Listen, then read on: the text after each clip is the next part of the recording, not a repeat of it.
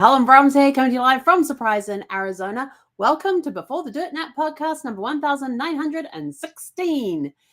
Choosing Tuesday. Kind of like that, choosing Tuesday. What can you choose on a Tuesday? You can choose all sorts of things on a Tuesday. That's why it's called Choosing Tuesday. I kind of like that one. I like how it goes. But we're talking genealogy tonight. So what Choosing Tuesday things do we have for you related to genealogy? Oh, lots of good stuff for you tonight. So, what did I do with my notes? Hang on. I have temporarily misplaced my notes. Oh, where did they go? Oh dear. I think I have.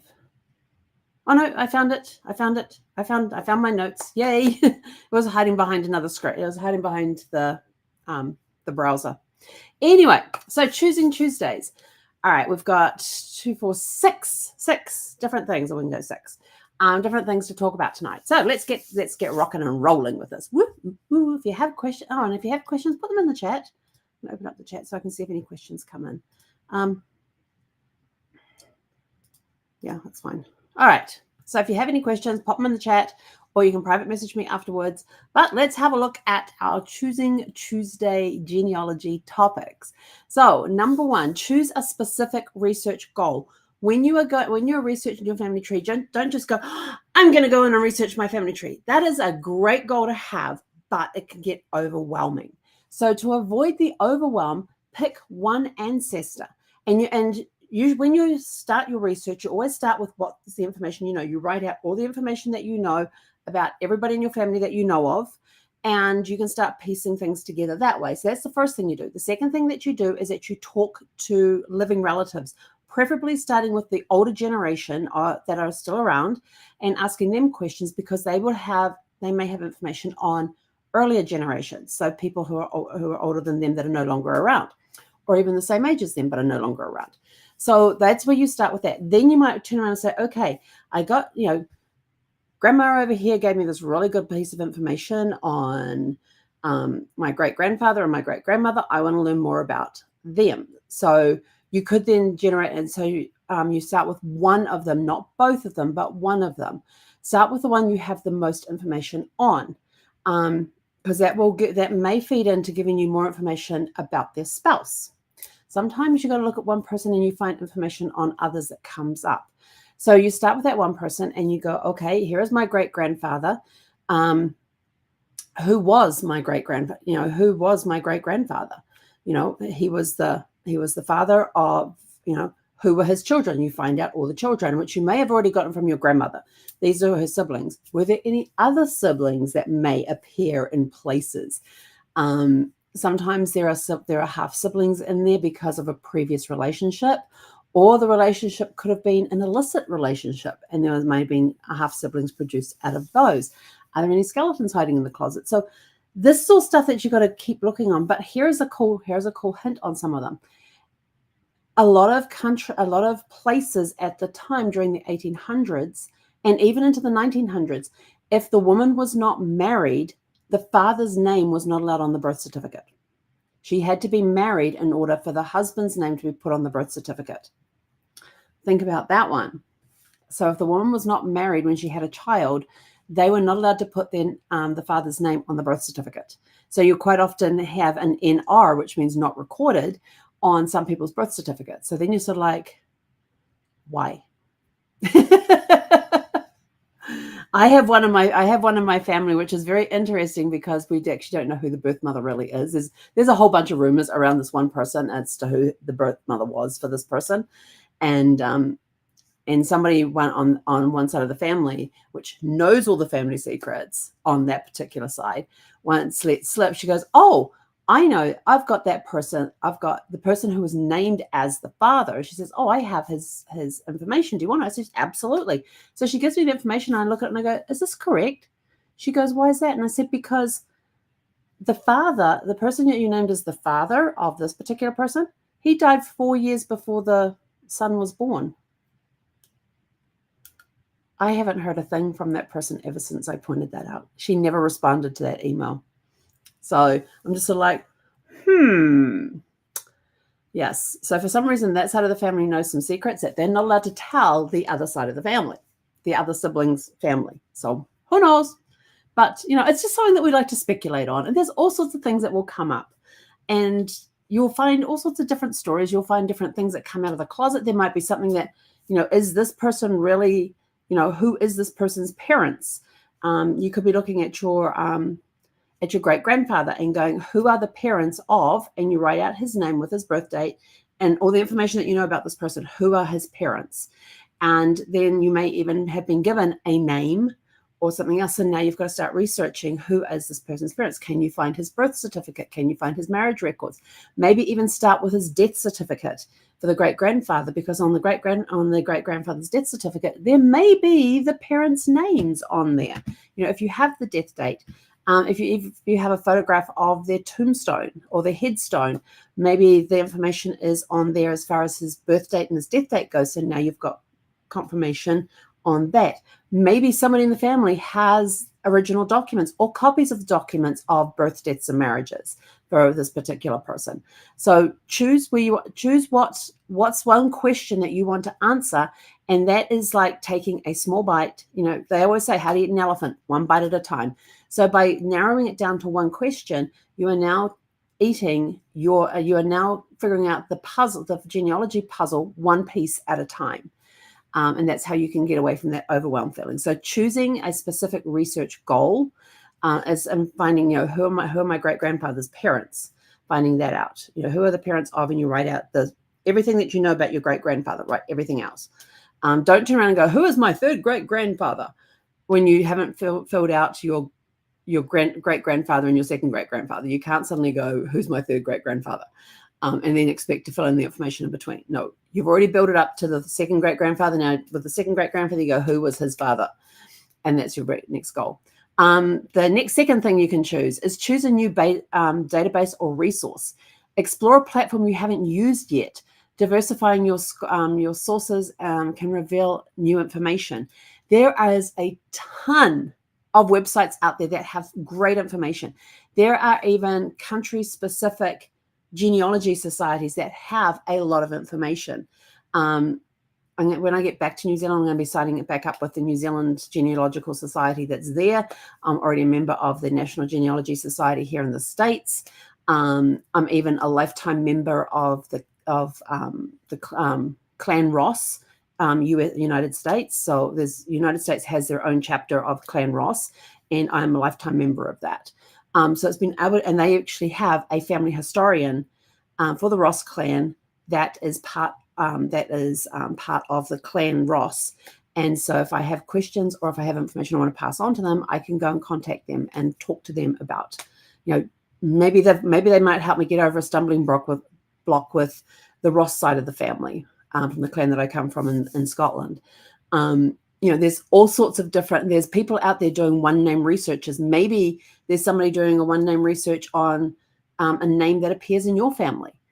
This is how I got met up with Richard, is that Richard Scattleberry, he's in England there, and I can't remember what our relationship is. I honestly don't remember what our relationship is, but he's doing a single name study on Scantlebury. And anytime he comes across a Scantlebury, he's like, who are you? Who are your parents? Who are your grandparents? He like drills you down. And I actually stumbled across his website one time because I Googled the name Scantlebury and was going through the different listings and everything. Google can be your friend with research. And going through, and I came across his website for the one name study of Scantlebury. And so I got in there and I looked up my second great grandmother, who was a Scantlebury.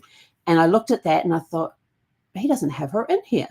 So then I looked at her father. He wasn't in there. And so then I went to his parents and found them. And so then I contacted him and I says, hey, I come off this particular one here, and here's the information, what information can I give you? And so I'm actually in the Facebook group for the Scantlebury family. And so I was able to fill in some gaps that he had. But since then, I have gone on and met other cousins that I'm associated with through the Scantleberries. And this is how I found my seventh cousin once removed that lives in Canada. And then a couple of months later, I met my two seventh cousins. One's a seventh cousin once, because I know that the one in Canada and the two that are in Wales are once removed, our first cousins once removed. But I can't remember which is the seventh cousin and which is the seventh cousin once removed. But they, there's two people in Wales happened to join the group like a couple of months later. So I was able to introduce them to their first cousin once removed. And that was kind of cool being able to do that, because as soon as they said, oh yeah, we've got this one here who we think this is her first name, but we're not sure why she changed it to this. And she's a very confusing great-grandmother, this one. But it was really cool to meet up with these people, and we become friends on Facebook, and I can't wait for when I go to Wales and I get to meet my seventh cousins once removed. Once I get there, it's going to be awesome. It's going to be so much fun. And they're from what the interaction I've had with them on Facebook, I'm absolutely in love with these two cousins. They're first cousins who live in the same area. So, you never know who you're going to meet through this. And we met through a DNA match. I had a match to one of them, but not I had a match to one of the first cousins, but not the other one. And I had a DNA match with the first cousin once removed, who's in Canada. It must be that way. Yeah, so out of the two first cousins and the first cousin once removed, I have a DNA match with two of them, which is kind of cool. I like that. So that's how we met and got that connection through the Scantleberries. So, it's so looking for other resources. Is somebody doing a one-name study on a particular last name in the family that you're looking at? Looking for different historical societies that are in the area that someone in your family came from. My husband's mother's family came from Wells County, Indiana. So I've contacted the Family Historical Society there for information on this family, and they were very helpful with information. So finding those different resources and things can be a lot of fun. And sometimes you do have to get boots on the ground and actually walk into a place to look at records, because not all records are online. There is, and I actually had and I've always stated this because I read it somewhere one time, but an archivist on the in one of the classes I was in last year, when she came on to do her part on the archives, she's in a county in Tennessee, I think it is. Yeah, county in Tennessee. When she came on to talk about the archives and what records that they have, she even mentioned, she says, she says, of all the records, she said, there's millions and millions of records online that you can access. But she says that only represents about 5% of all records out there. And she says, I think it might actually be even less. And I'm sitting there going, yes, I've always said that, because I read it somewhere and now somebody else has validated that online, even though there's millions and millions and millions of records online, it only represents about 5% or less of all the records that are currently available, that are out there available. And there are some records you will never find because they got destroyed by natural disasters, wars, fires, earthquakes, tsunamis, just age deterioration, because they weren't stored properly, things like that. So there's a lot of reasons why there are records that are missing. So sometimes you've actually got to get up, walk to a place, go to a place to visit, to go and have a look at some of the records. I know the Family Search Library that is in Salt Lake City there. I've been on a few webinars with them where they talk about the library, and even in their library, out of all of their collection, they don't have everything available online because of copyright. So there are some records out there that because of copyright, they cannot put them online. You actually have to physically go to the library to have a look at them, or you can talk to one of their genealogists on staff there and have them look at the research. Now, based on the copyright for that particular record, they may be able to scan it and send it to you. They may be able to photocopy it and mail it to you, or they may not be able to do that at all. They might have to do a handwritten transcript of what's in there based on whatever the copyright is as to why that record is not online. So always be looking for different resources and everything else. Sometimes when you're on one resource, you might see an ad go through for another resource. Go have a look. Cindy's List. Oh my gosh, Cindy's List. I love Cindy's List. Cindy's List is one of my favorite resources. There is oodles and oodles and oodles of different resources on there. Some are paid, some are free. But there is oodles and oodles and oodles of information out there. And they've got different websites based on what you're looking in. You go, look, what are you looking for? You can go down through these categories, get to what you're looking for, and it will open up and say, hey, check out these resources that are here. So go choose to try different, look at new databases or resources that you have never used before, because you never know what you can find. Choose a research buddy is number 3. Choose a research buddy. Often it is more productive and more fun if you're working with a partner. I can totally agree with this because you can collaborate with them for searching. You're each using your different realms of resources together. You can bounce ideas off each other.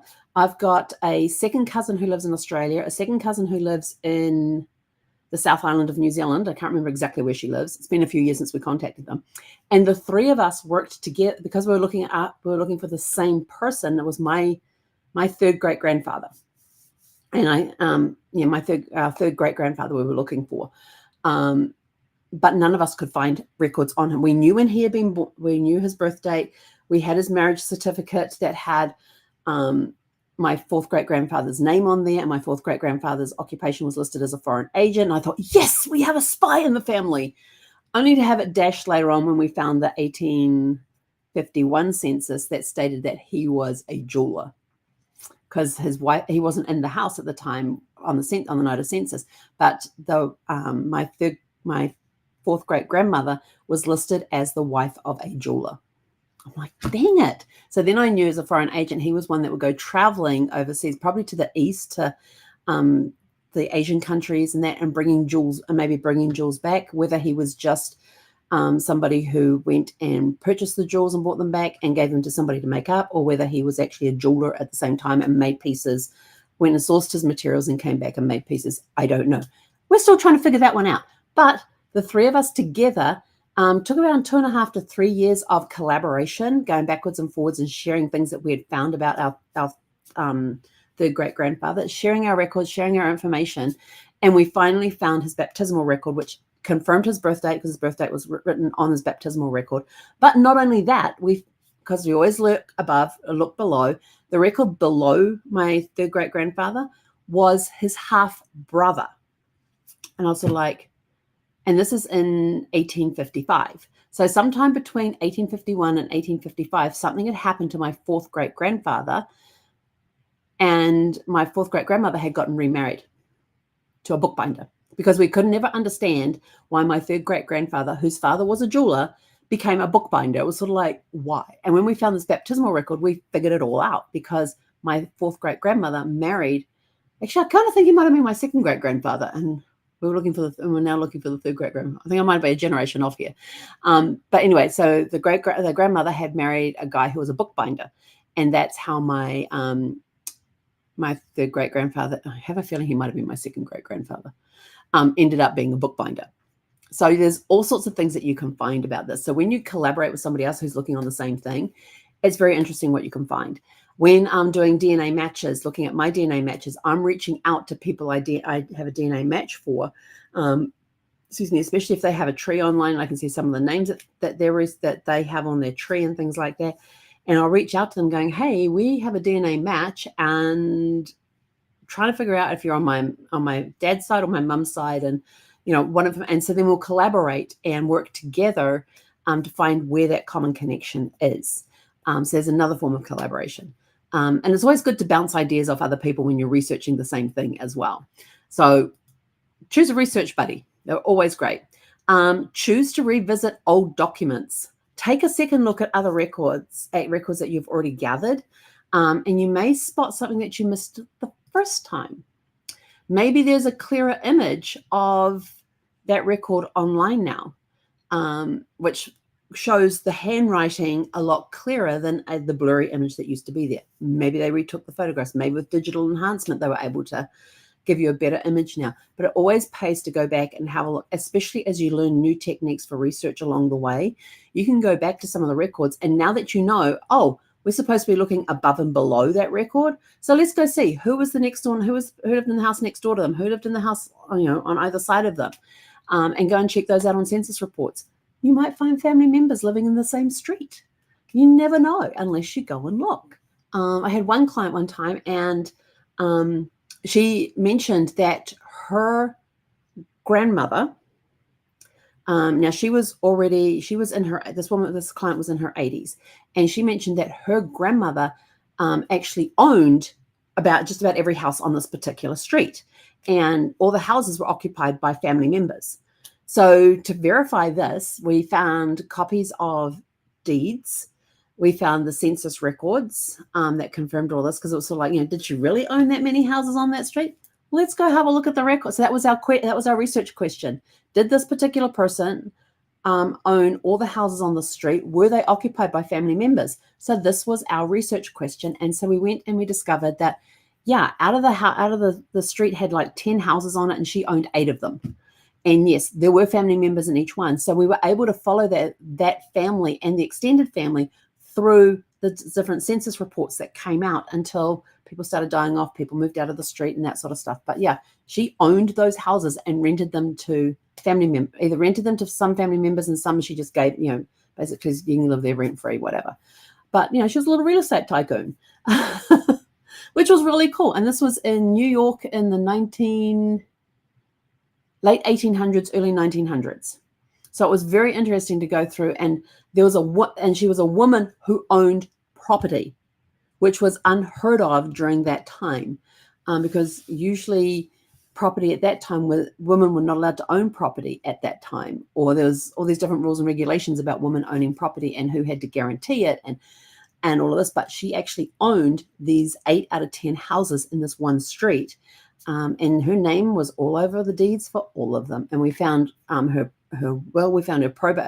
probate package, which listed all the houses that she had owned and who was to inherit each house. Basically, each family member who lived in that house got to inherit the house that they were living in. They didn't even have to move after she died. And then who got the house that she lived in and that sort of thing. So it was actually very interesting going back through that. And that was taking a second look at some of the records that we had previously visited, going back and looking at the census reports to find out what families were living there and that sort of thing. So, if you've got ones where you've got the family, who else lived in that street that may have been related? So revisit old documents. Choose a fresh perspective. Step back and consider alternative explanations for gaps or inconsistencies in your family tree. You will get gaps in family trees constantly.